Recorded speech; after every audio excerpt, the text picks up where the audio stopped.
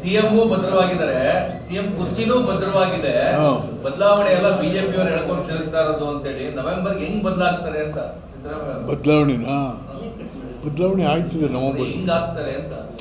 ಅದೇ ಈಗ ನಾನು ಒಂದು ಪಾರ್ಟಿಲಿ 50 ವರ್ಷ ಇರೋನು, ಸುಳ್ಳು ಯಾವುದು ಹೇಳ್ತಾರೆ ನಿಜ ಯಾವುದು ಹೇಳ್ತಾರೆ ನನಗೆ ಗೊತ್ತಿದೆ. ಸೊ ಹಾಗಾಗಿ ನವಂಬರ್ ಡಿಸೆಂಬರ್ಗೆ ಸಿದ್ದರಾಮಯ್ಯನವರು ಬದಲಾವಣೆ ಆಗೋದು ಖಚಿತ. ಇಲ್ಲ DK ಶಿವಕುಮಾರ್ ಅಥವಾ ಮಲ್ಲಿಕಾರ್ಜುನ ಖರ್ಗೆ ಈ ರಾಜ್ಯದ ಮುಖ್ಯಮಂತ್ರಿ ಆಗ್ತಾರೆ. ಇನ್ನೇನಾಗಬೇಕು ಹೇಳಪ್ಪ. ಹಾಗೆ 11 ಜನರು ಬಲಿ ತಗೊಂಬಿಟ್ರು. ಅದನ್ನು ಈಗ ಬರೀ ಎತ್ತೆತ್ತಗೋ ಉತ್ತರ ಹೇಳ್ಕೊಂಡು ತಿರುಗ್ತಾ ಇದ್ದ. ಅದು ಸಚ್ಯವತಿ ಲೆಟ್ರ್ ಬರೆದಿದ್ದಾಳೆ, IAS ಆಫೀಸರ್.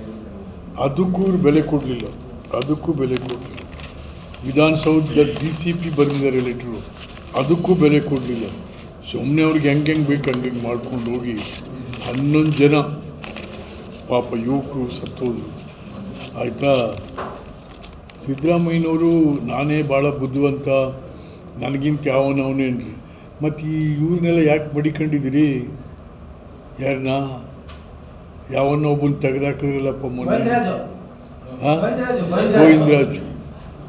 ಅವನು ಇವನಂತೆ, ಅವನು ಪೊಲಿಟಿಕಲ್ ಅಡ್ವೈಸರ್ ಅಂತ. ಅಯ್ಯೋ ಸಿದ್ದರಾಮಯ್ಯ, ನೀನು ಗೊತ್ತಿಲ್ಲದವ್ರು ಯಾವ ಪಾಲಿಟಿಕ್ಸ್ ಐತಪ್ಪ.